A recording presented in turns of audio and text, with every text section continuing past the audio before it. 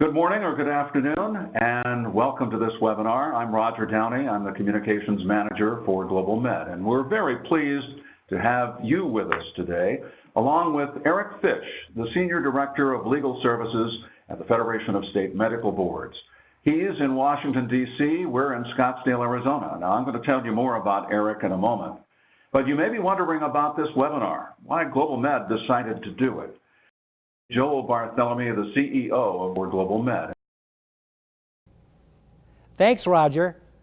We've been following the various proposals whose goal it is to improve license portability so that doctors licensed in one state can see patients in other states.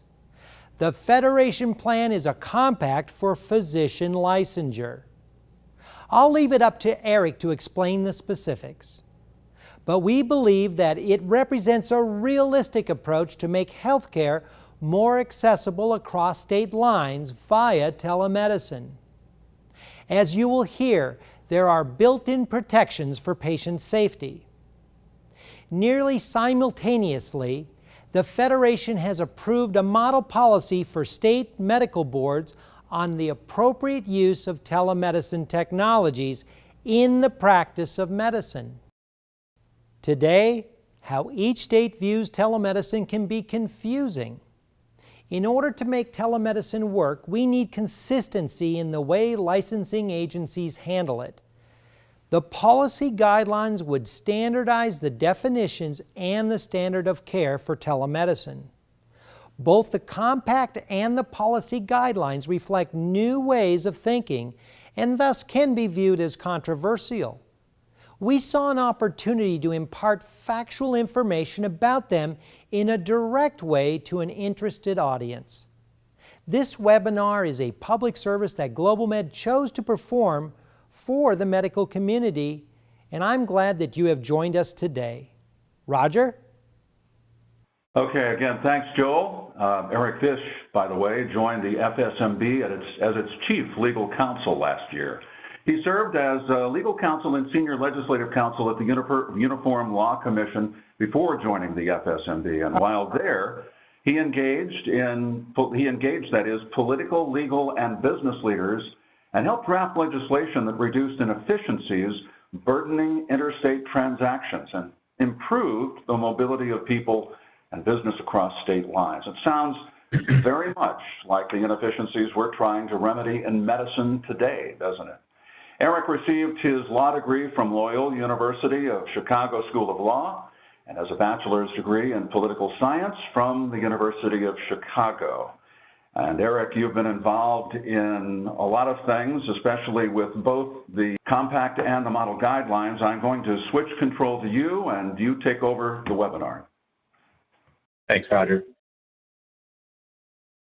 And Roger, thank you very much, and thank you to Global Med for putting this presentation on. I think it's a very interesting time right now for both medicine and technology and the interaction of the two.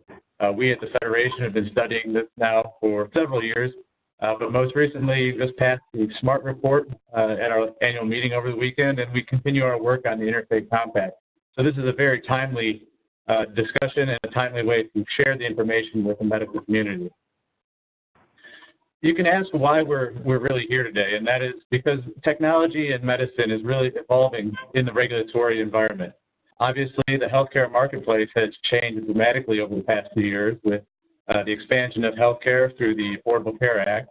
There's also been a wide range of technologies being utilized. We've come very far in technology as we are here right now across the country. This sort of technology has been put into hospitals and put into the healthcare environment, and we've got to find ways to keep patients safe when they use this technology, but also facilitate its use because it will improve the access to care for many people, both rural and underserved populations. We're also seeing an expansion in multi-state licensure and multi-state practice.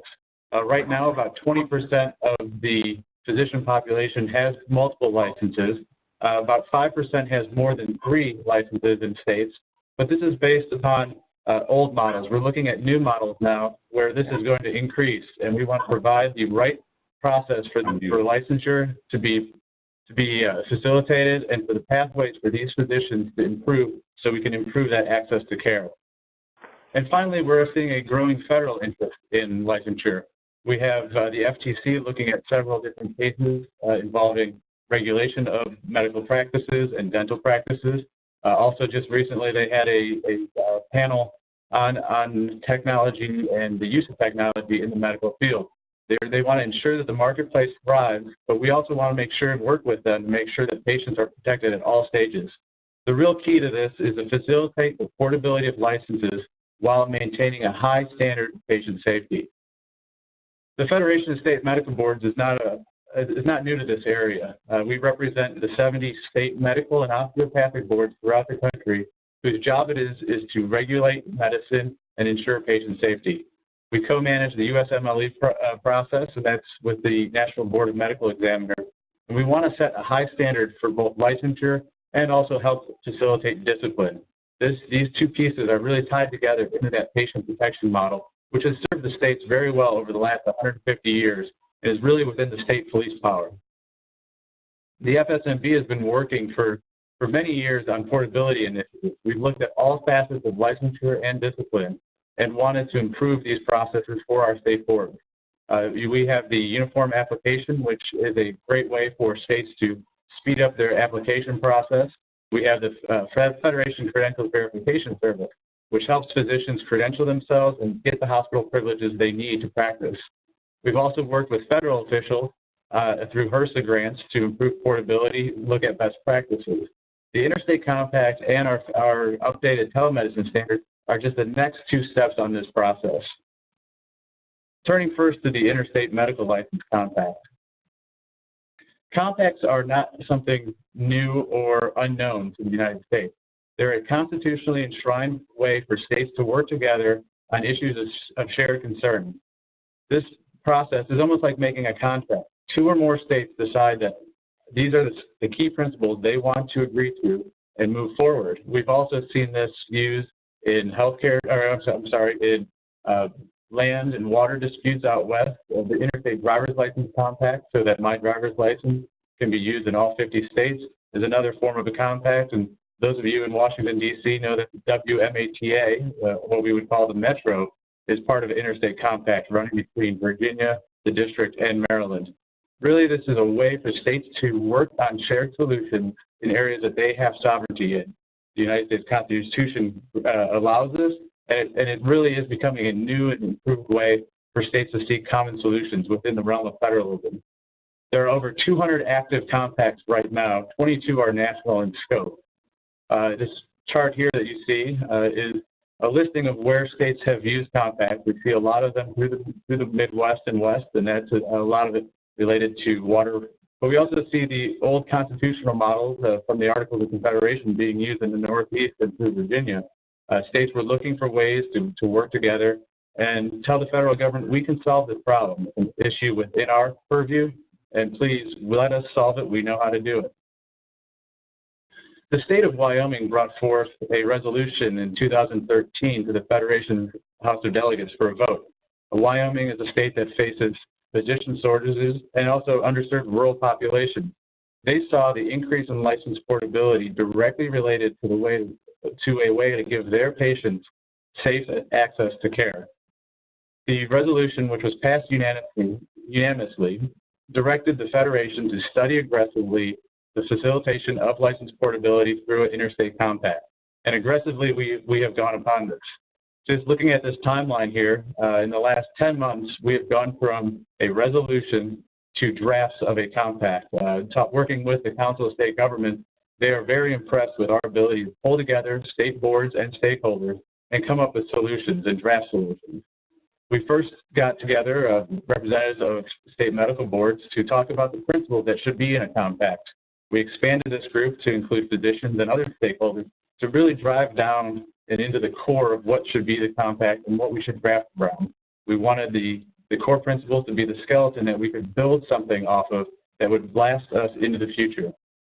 Starting in November, I worked with a handful of our state board representatives on a draft.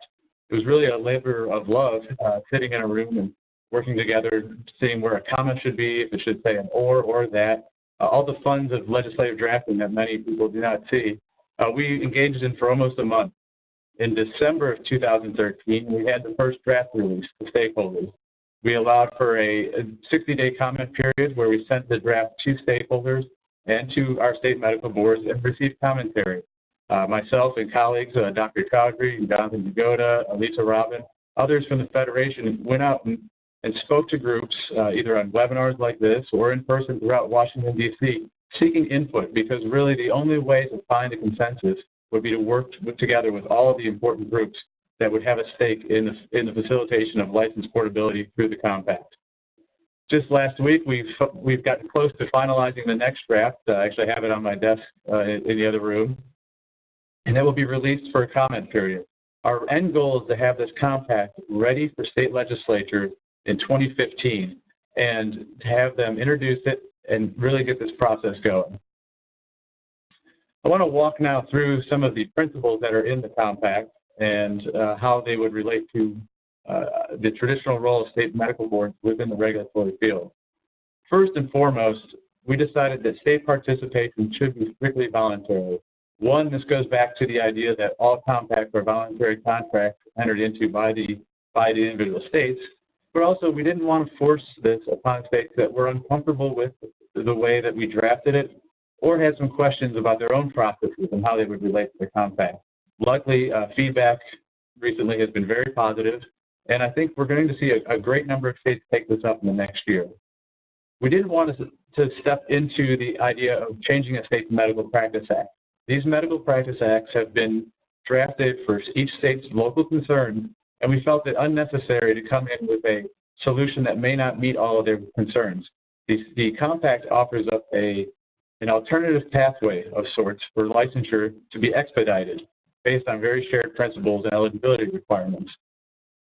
I'd like to clarify that this does not make a national license. It does not create a national license where somebody who's a physician can go to state who's a member of the compact and practice. This is just a pathway to licensure. An individual state will be granting the physician a license in each case. There's not a one-size-fits-all license that can be run around that you'll see with other things, other compacts that have these sort of approaches. The regulatory authority, as I mentioned, remains with the participating state medical board. From this, we get the ability to discipline physicians within their borders and also protect the patients.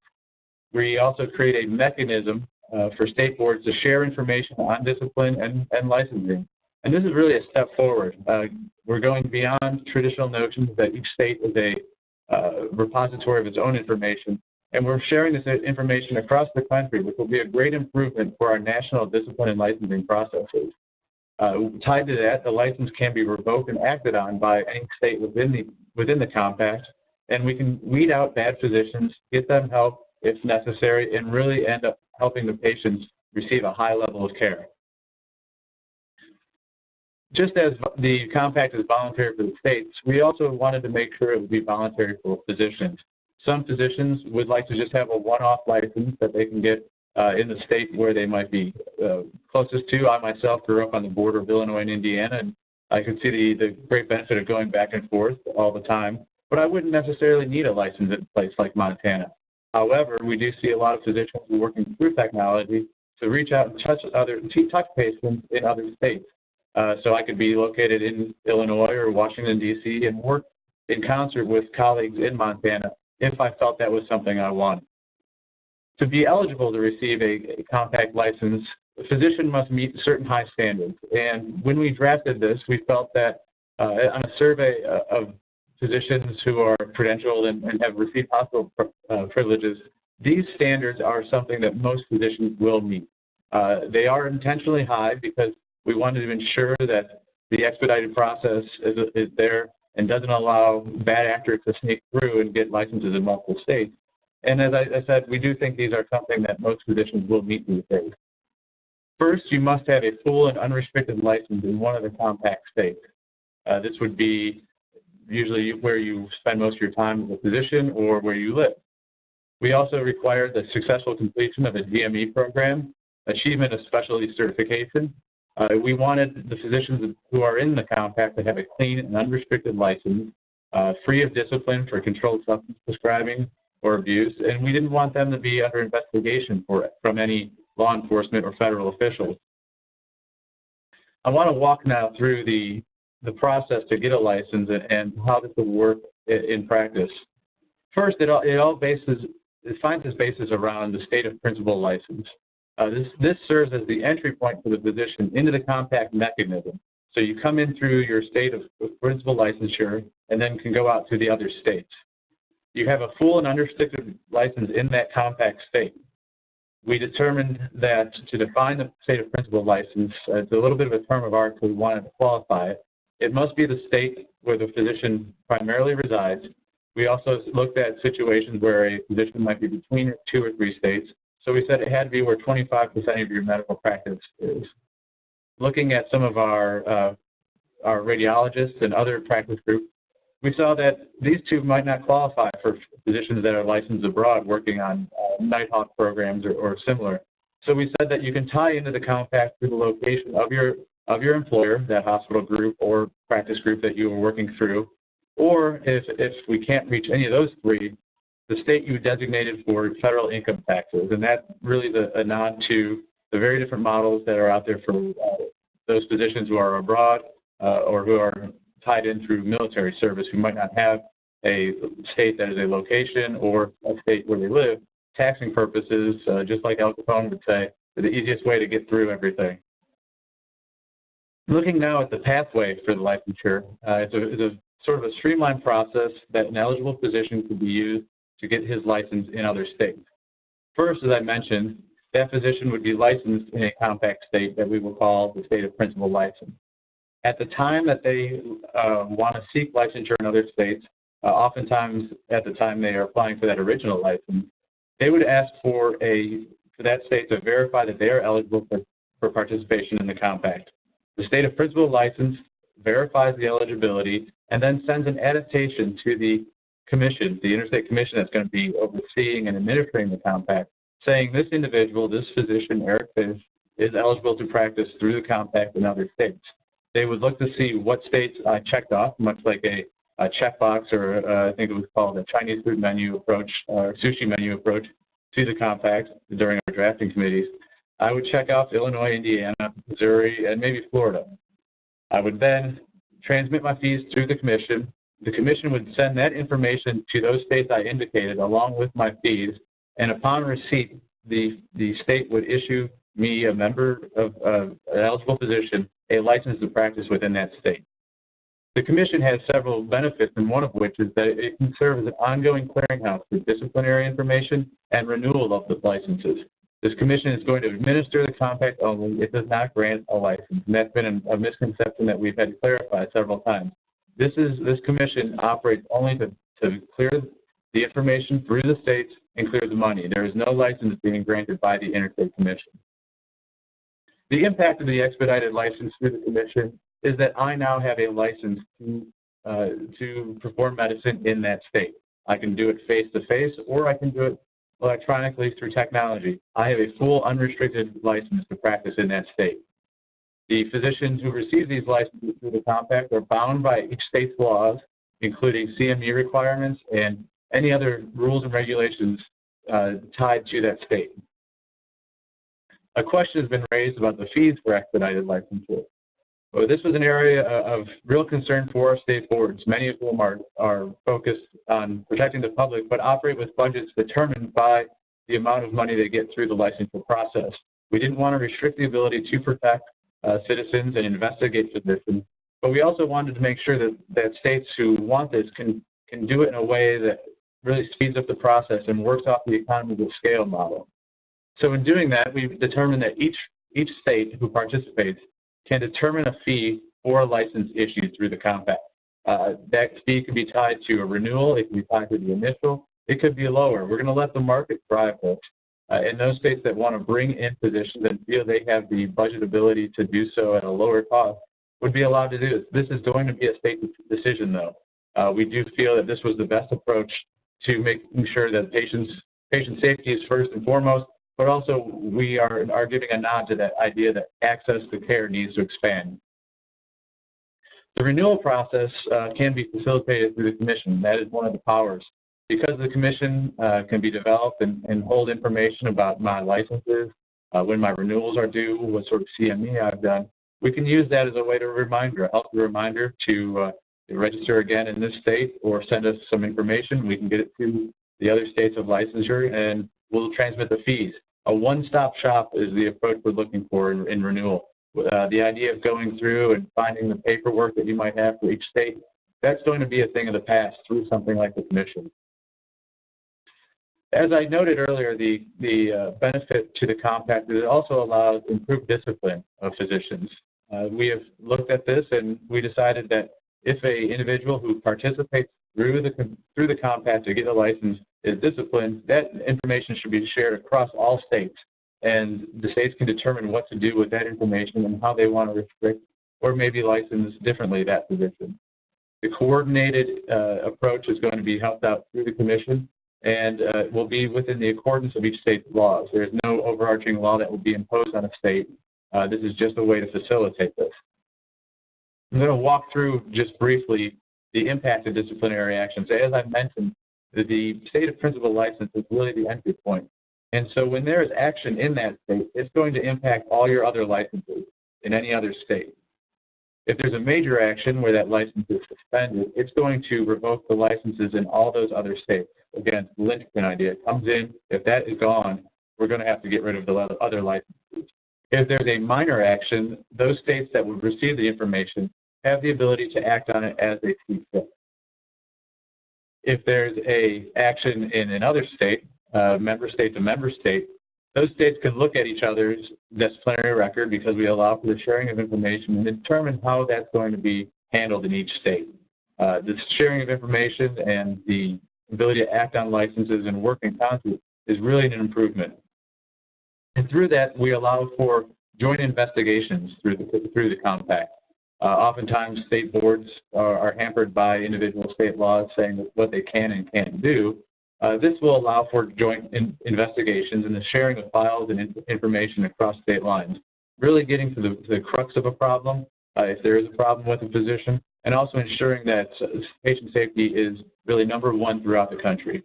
Subpoenas can be issued by member states and enforced by another state if they would like. So, for example, if a subpoena, if I, as a physician in Washington, D.C., have questions and need information in Illinois, I would work through the commission with that Illinois board and ask them to enforce my subpoena for records and other information. Really, we see an improved sharing and disciplinary approach that has great ramifications for patient safety. Here we also have the distribution of information through a coordinated information system, really a database for all this information to be shared and worked on in the future. Just a brief note, as I talked about earlier, the Interstate Compact Commission is not an overarching bureaucratic body that's going to impose its will upon states and state boards and physicians. This is merely an administrative tool to help that facilitation of information sharing and fee transfers across state lines. They can issue advisory opinions and really help to educate states on how to best code information to share it. And it also allows these member boards to work together, raise funds, seek approaches that improve the technological aspects of their disciplinary sharing processes. The way the Compact Commission would be established is through the Compact itself, and this will allow 2 representatives from each state to be appointed by their governor or legislature to serve as Compact Commissioner. We chose 2, which is a little bit of a departure from current practice in many commissions where there are only 50 representatives because you have 50 states. The 2 really is a nod to the fact that we have 14 osteopathic boards that regulate medicine, osteopathic medicine, separately from medical boards who just represent allopathic medicine. Some boards have combined features, some boards are separated in the states. And to ensure that all sorts of physician viewpoints are represented at the commission, we decided 2 votes per state was the best way to do this. The commission also has rulemaking authority, which allows the compact to be flexible going into the future. We can make some tweaks and changes, but any substantive changes must be agreed to by a unanimous consent of the member states. Again, it's just like a contract. If you change it, everyone has to agree. Now that we've kind of broached the idea of of licensure. And this is important. Excuse me, Eric. Eric, Yes, can I Roger. interrupt just a second just to explain to the folks who are on the webinar that if they have any questions, click on the Q&A part of their panel on the right side of their screen and, type in a question if you have any about the compact. Eric's going to go through the policy guidelines here and as well, so if you have questions about the policy guidelines, make sure you ask by typing them in there as well. I didn't mean to interrupt you. Your flow, you're going great, Eric. Keep going. Not a problem, Roger. It's actually a great point, and to stop at. Now, probably touch upon the standards for the next 10 or 15 minutes and really leave some time for questions to be answered and asked from our participants. I think that's a really important part of this dialogue. As I was mentioning, the state of licensure is really important because the idea throughout the country is that the practice of medicine occurs in the state where the patient is located. So for one, we wanted to improve that licensure pathway to make sure that physicians can work in multiple states. Once that is established, we also wanted to look at standards of really connecting with patients, and obviously telemedicine is the forefront of connecting with patients. Looking now just at sort of the state of regulation across the country, we have 15 states that have statutes directly related to the regulation of telemedicine. We also have several states looking at how telemedicine should be reimbursed, and it oftentimes is not the same as an inpatient view. We have it separated, and I know this is an issue that Congress is looking at. Just today, there was a hearing in the House of Representatives looking at issues of telemedicine, including reimbursement. I'll show you later that the new Federation standards do not touch upon that, but can be influential in this debate. As I mentioned, the federal government is very interested in telemedicine regulation. We have several bills pending. Some don't go as far as they should in protecting patients and ensuring that licensure and discipline is coordinated. Often they're a nod to the idea of telemedicine, but don't get down in the weeds. We've worked with congressional leaders on improving this language, and we really think that a concerted effort between state representatives and the federal government on these policies, things like the compact, will be a great step beyond what some of this federal legislation is doing. As I mentioned, the FSMB has been looking at telemedicine and connectivity for a long time. Our first standards on this issue were raised in 2002. This model policy for the appropriate use of the internet. And that policy dealt with email communications between physicians and patients, consent, and some of the storing and privacy matters related to that email. And I think email was mentioned several times in that. It was email only because at that point in 2002, that was the way. As we know now, that we've connected in more ways than email. And that really led past chair John Thomas to form the SMART work group last year, coming out of our annual meeting. SMART stands for the State Medical Board's Appropriate Regulation of Technologies. And this work group looked at common practices across the country. It looked at what was working. It looked what wasn't working. It looked at all the different models that were out there and was trying to find common sense guidelines to help states when they review their own policies. We had several physicians on board, many of you who used telemedicine in various ways in their daily lives. And they understood that there's multiple approaches to connecting with patients, but there are some key principles that should always be respected.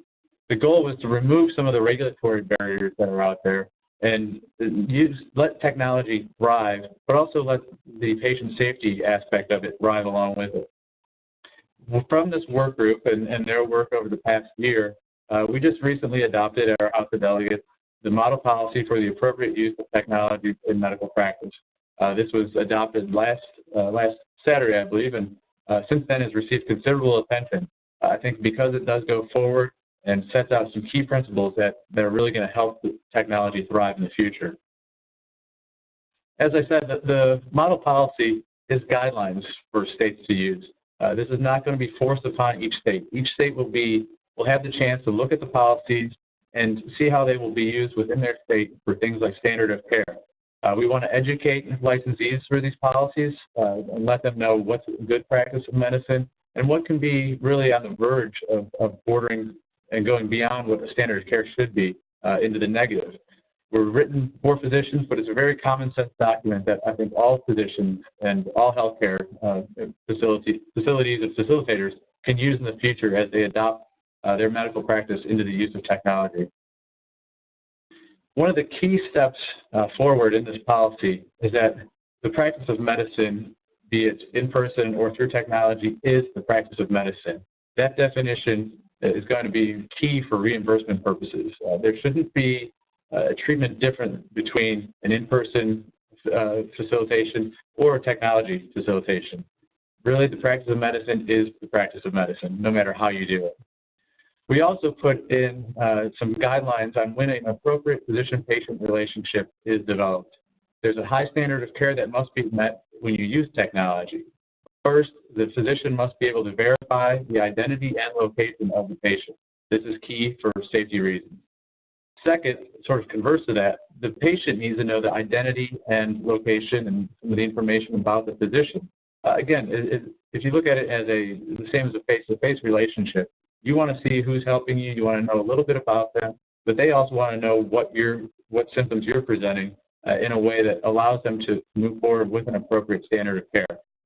We also are going to require a high level of consent from the patient. We want to make sure that they are agreeing to this, to treatment through technology, and we also want to make sure that the physician knows they have other options to use in treating this patient. Technology is not going to be a replacement for the face-to-face or the traditional methods of diagnosing certain ailments, but it's going to really complement the ability to reach out and serve underserved communities. Again, with licensure, we want to make sure that the physician is licensed in the state where the patient is located. This is going to build upon things like the compact and other ways to facilitate licensure in multiple states. We wanted to make sure that the technology being used allows the physician to collect the relevant clinical history and really store that and move it around so that the patient can seek diagnosis in other states or go back to their primary care physician and say, here's what happened in the past, it's starting to be a pattern. You can pull that data and show it to your physician. There was a great concern with the use of technology in prescriptions. Obviously, opioid and other sorts of prescribing via internet pharmacies or through checklists has been in the news, and we wanted to make sure that patient safety and safe prescribing was the #1 priority of this work group. For prescribing, the physician will be held to high standards and the same standards as other treatments, and we made it clear that the sole use of a questionnaire, checking off, I present these based on my own opinion, symptoms, would not be used by a physician to prescribe drugs to a patient that they are communicating with through technology. Just touching again, we've got the informed consent. And I want to touch specifically on the continuity of care. There's been some misrepresentation of the policy in the past few days that the policy does not allow the telephone to be used when contacting a patient and a physician, or connecting the patient and physician. This is really a misrepresentation. The telephone can be used if, upon that first initial visit, that those standards of care have been met. If you already have a standing relationship with a physician and you want to call them, you can use the telephone. You can use other forms of technology because those three key priorities were met at the beginning. The technology policy also allows for referral for emergency services, and we want to build that in. That's a key component. Obviously, the technology sometimes replaces a visit to an ER, but maybe in that treating physician's view, going to the ER or seeing another physician in person would be key. It would be the way to be treated. And that really touches upon the smart work group policies. Again, they've just come out and have received considerable attention, and I welcome a lot of questions on both this and the Interstate Compact. I think the Federation is really moving forward on these key issues of improving the access to care, but also making sure that patients are protected throughout the process. So, Roger, I'm going to turn it back to you, and we can go from there. All right, very good. I appreciate that, Eric. I wanted to make mention of the fact again that if you have a question, please go to the little panel where it says Q&A on the right side of your screen and type in a question. We've gotten some questions already, so I'll pass them on to you, Eric, to answer. First of all, a couple of people asked if they can get a copy of the slides. Now, we are going to record, or we have recorded this webinar, so we'll make it available as a recording, but if they wanted just a copy of the slides, how would they go about that? My information was on the last slide, and I would be happy you can share it with anyone who has signed up. They can receive the slides from me. I believe we'll also have some of this posted on the FSMB website in the future, so that would be another great resource for them to look at. The SMART policy is also going to be on the website there. Just in case, and again, due to my inexperience with being the host of this, just give them your email address again. Spell it slowly. Sure. That's the email address is for Eric Fish, and it is efish, F-I-S-H, at fsmb.org. efish@fsmb.org. Okay. When will the compact be established? The compact will be established when 7 states agree to it. We are going to have the compact ready in its final version by the fall for those states that want to look at it in the 2015 legislative session.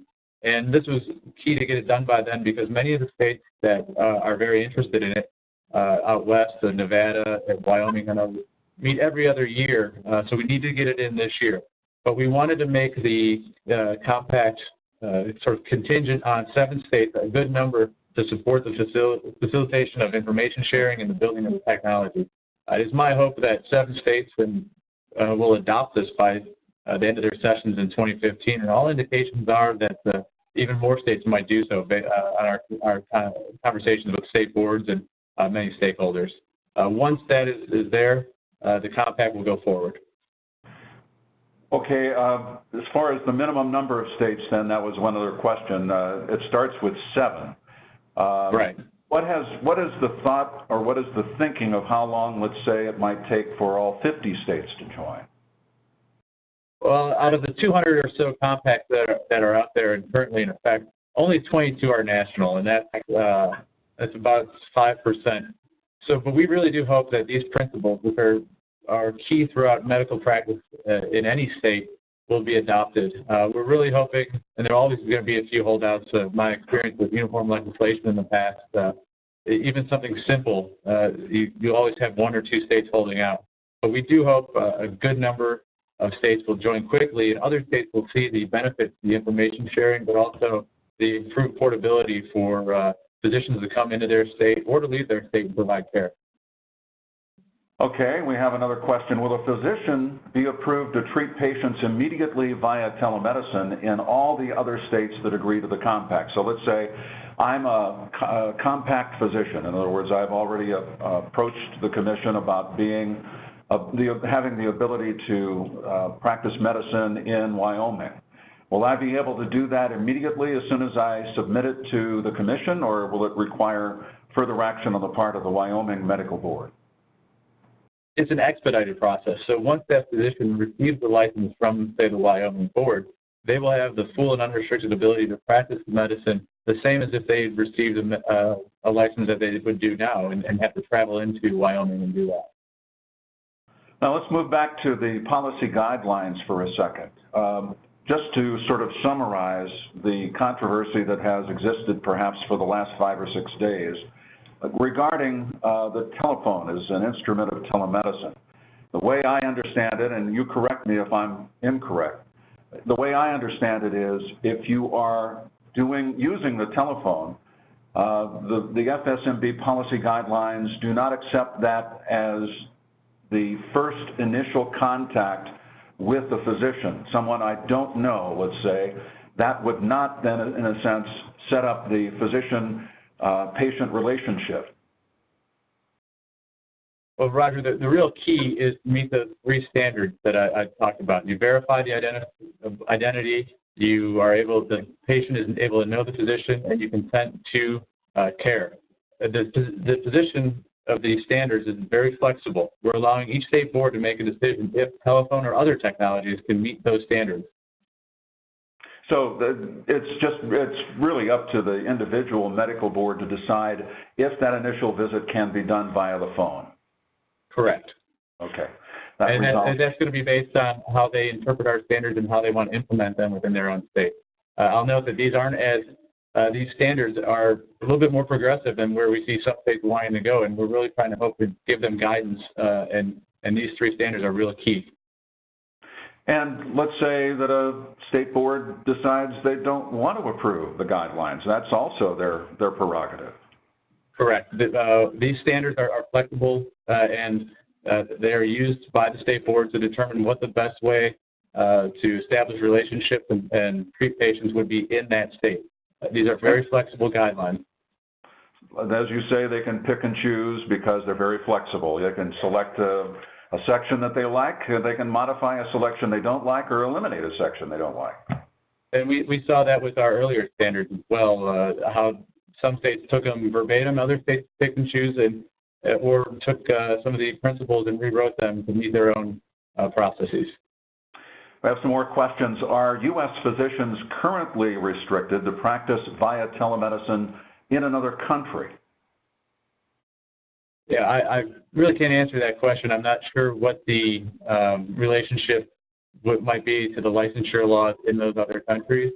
We do see physicians abroad treating patients via telemedicine radiology is one of the areas, and it may go the other way. And we are at the FSMB working closely with international medical regulators on a few of these key principles and trying to share best practices, because we're realizing that healthcare is not just a local issue anymore, it's a global issue. And you mentioned that if it's a physician from outside the U.S. or one who works for, let's say, the Department of Defense or the VA, there are several different methods in which they could be approved for a compact license. Correct. And that was when we drafted the state of principle licensure requirements. We wanted it would have been easy to say where you live, but as we all know, the ability of individuals to move states or interact from abroad is pretty high. So we want to be flexible and give options to get really good physicians into the system. Okay. Is there anything, this is a questioner who says, is there anything we, meaning her or him, can do as a telemedicine supporter or professional to encourage our individual states or regional areas to participate in the compact?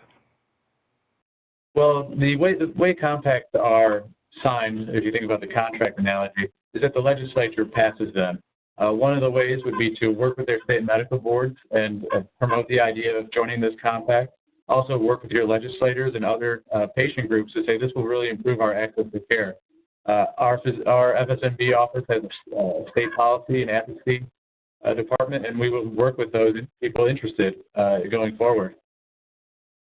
The second part of this question from this person was, how can we become involved in any lobbying efforts to nudge these core values? I think you find someone who agrees with your point of view, and that could be your state medical association, that could be members of the medical board, that could be lawmakers, I would presume.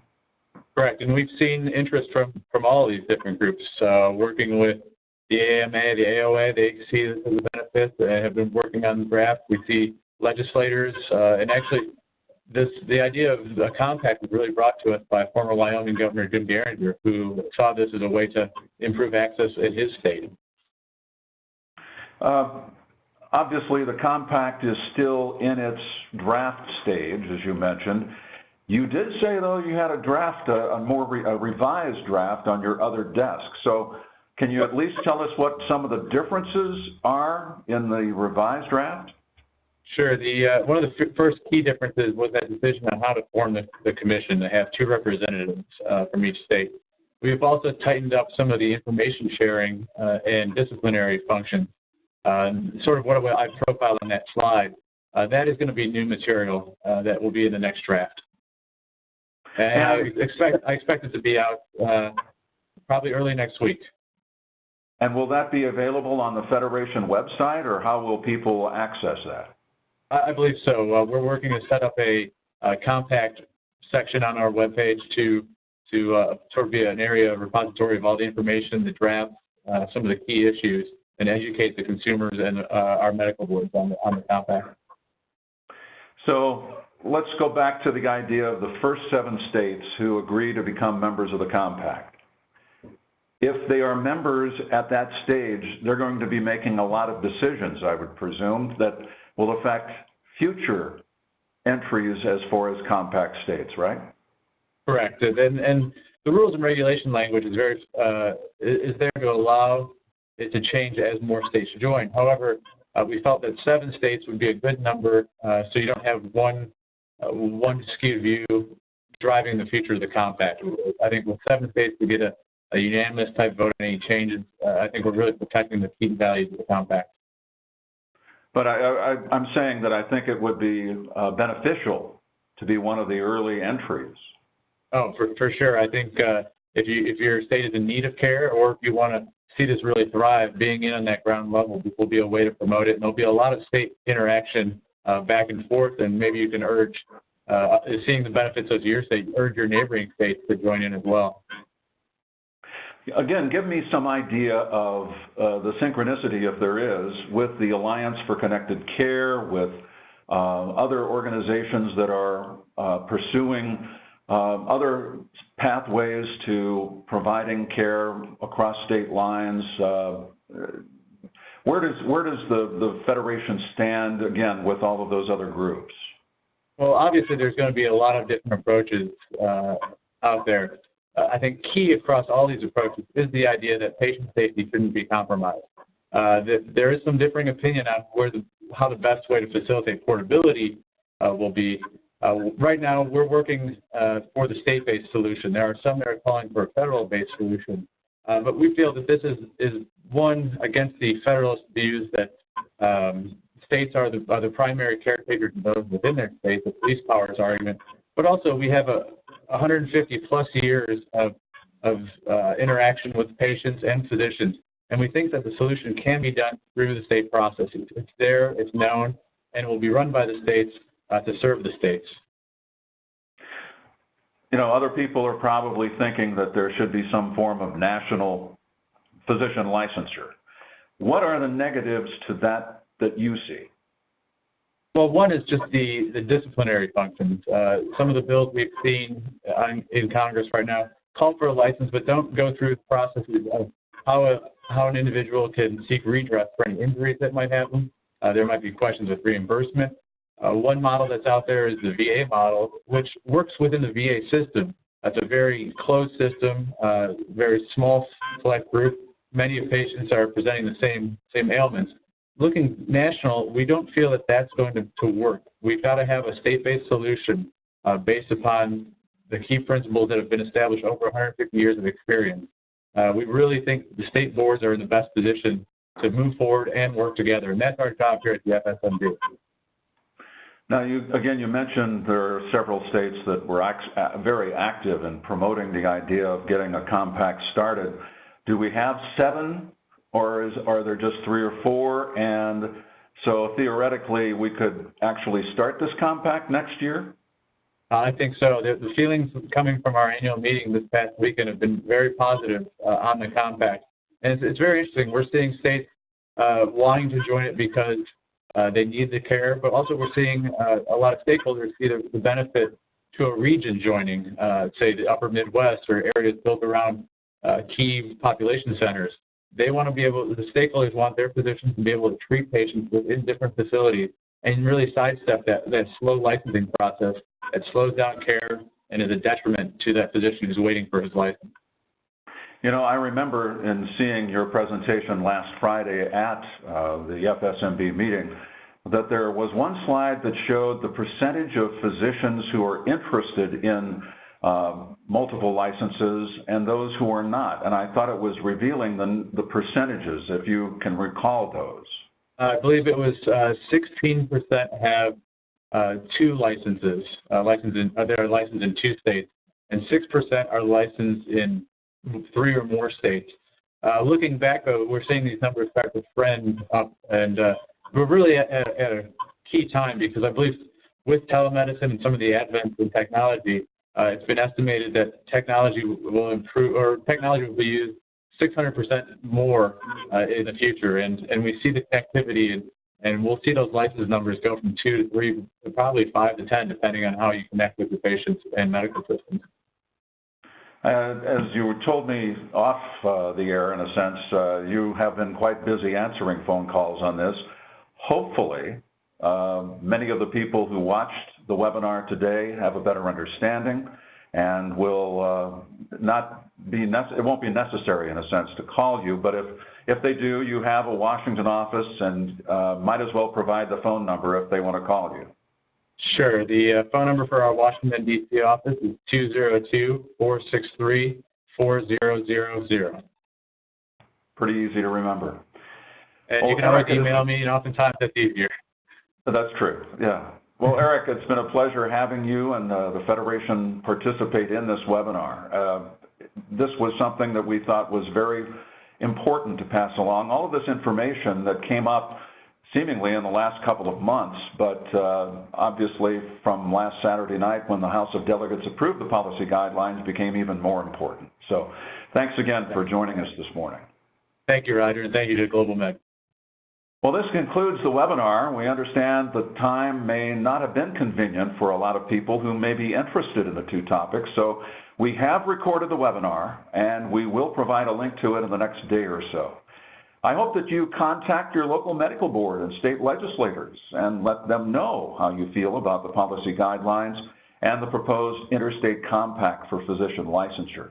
And you will probably receive a short survey on your email. I would ask that you please fill that out as well. Again, I want to thank Eric Fish and the Federation of State Medical Boards for providing us with this information today. And we leave you again with that contact information. It's